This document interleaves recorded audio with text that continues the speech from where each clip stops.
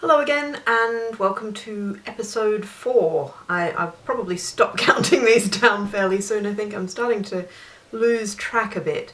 To work. So Community of Objects is finished! Yes! And not only finished, it's been performed twice this week, which has been unexpected and quite exciting.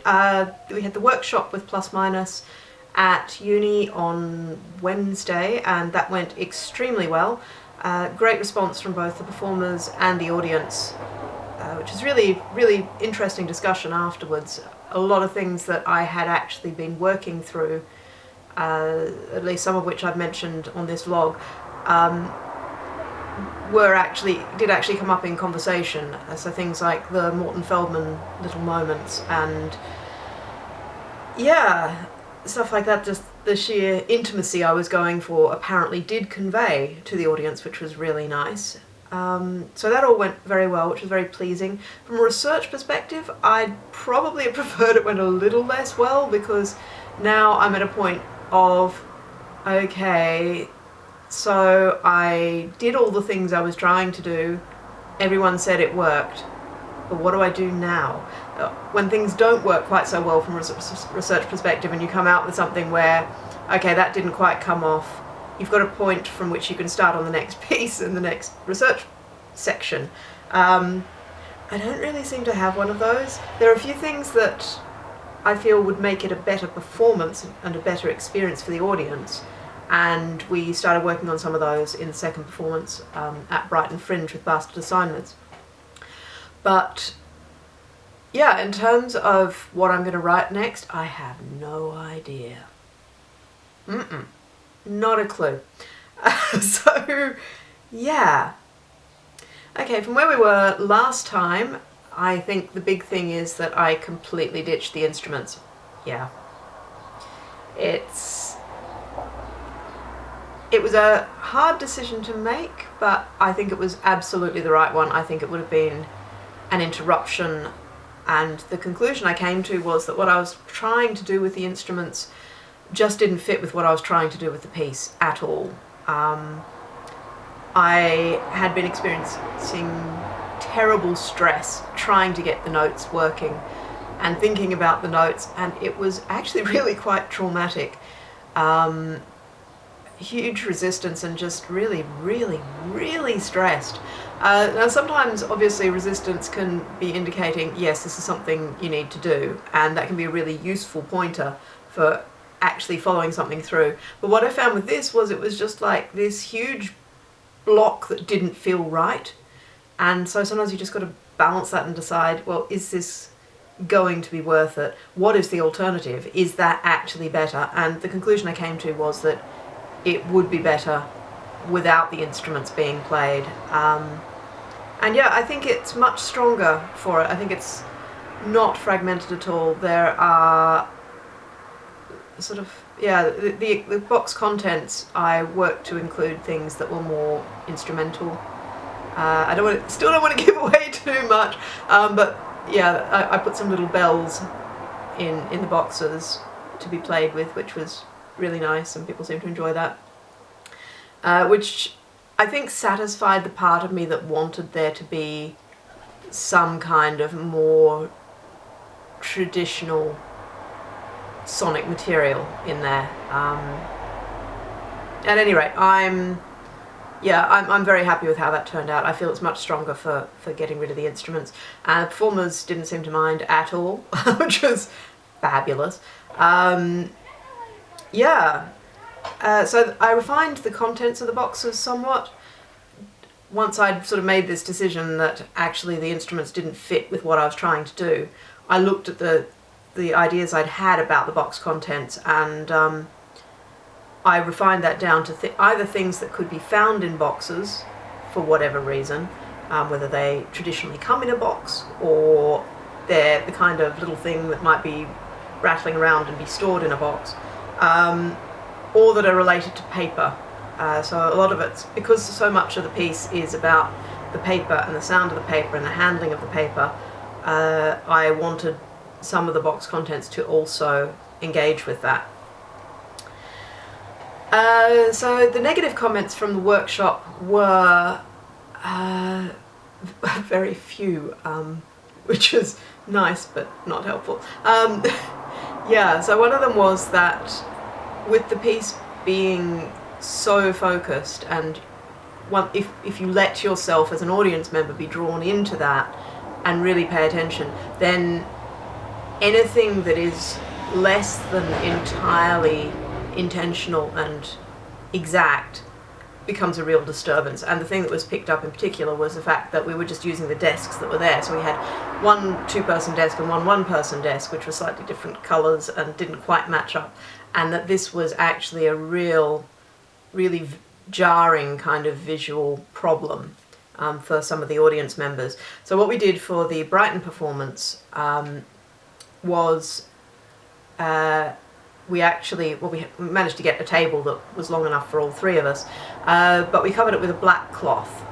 I had thought about a white tablecloth, given that all the boxes are white in varying shades, but it was in the discussion we sort of came to a point where actually that might reduce the contrast, so that it was actually really difficult to see what was going on, and I felt I didn't really want to do that. It felt, when I came to put the white cloth with the white boxes, it felt a bit scrappy, to be honest, whereas the black gave a really good contrast.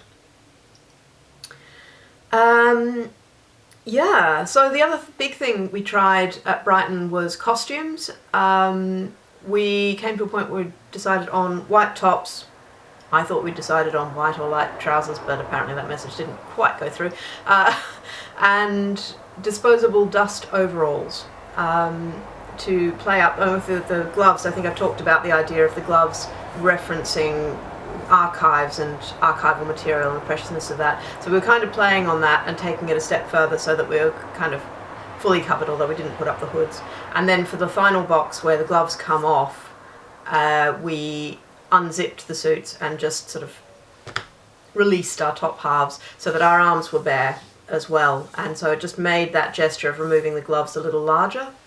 I was quite pleased with how that worked. I think we don't have video, unfortunately, of the full performance, just a couple of photos, but I think there were things about it that were really good and that are worth considering for future performances. As for my main concern with that one, which was me performing it, I actually think that went okay. Obviously it's never going to be the same experience as for a performer who's been able to never ever see what's in the boxes, who has no clue what they're going to get. I can never be in that position, but I did try to minimise my knowledge of that particular set of boxes by enlisting my partner to fill them. So there were a few that I had to put together because the box outers are particularly relevant to the content and they needed to be in particular boxes. But all the others, I basically laid out the boxes, I laid out the contents with the instructions, so it was very clear what sort of went together, and I said to my partner, okay, go for it, just fill them and pack them and don't tell me anything. So that was quite nice, because for most of them I didn't know what I was getting, even if I did know overall. And the interesting thing with performing it was that the focus was such that I was actually quite unaware of which boxes had been opened. And so from about 2/3 of the way into the piece, I literally did not have a clue what was left and what might turn up, apart from the ones that I'd opened. There was a whole set of bells that happened and I just wasn't aware because I was so... So that was really interesting, actually, and enjoyable. I really enjoyed performing it. And that seems to be sort of the general consensus, is that it's an enjoyable piece to perform, which is really nice.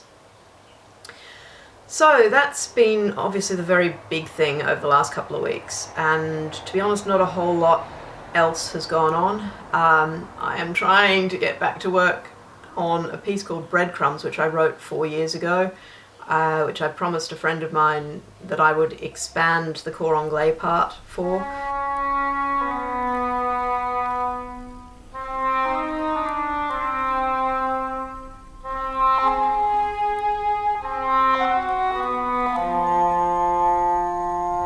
And I have been having just dreadful trouble with that, and I am the procrastination queen Yes, my studio is so tidy. You would not believe the floor. It's amazing. I am really, just really having terrible trouble with this.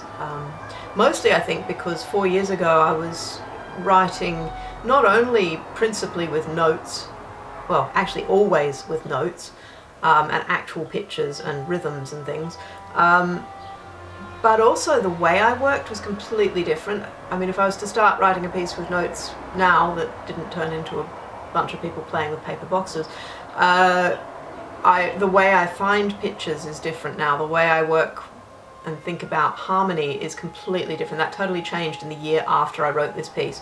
So this piece was all written kind of intuitively, and I'm having just terrible trouble getting back into that zone. But it's got to be done, and it's got to be done this week because they're performing it in a month and the cor anglais player needs to memorize it. So I need to do that. The studio sketchbook is still on hold, although I've got an idea for a new piece which I've kind of just started. It's to do with my notebooks, and it's a sort of a collage thing.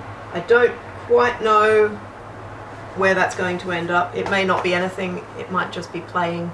Quite often this sort of stuff is just playing, and it's hard to tell, is this actually composition, or is it research, or is it just buggering about because it's fun? I don't know.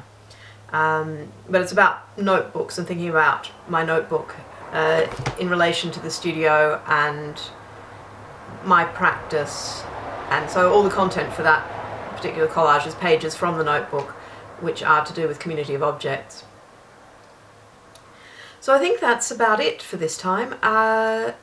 So for the next one I'm actually going to be en route to Australia at the point where I'm supposed to be filming that, and I'm going to be in Australia for a month visiting family and friends.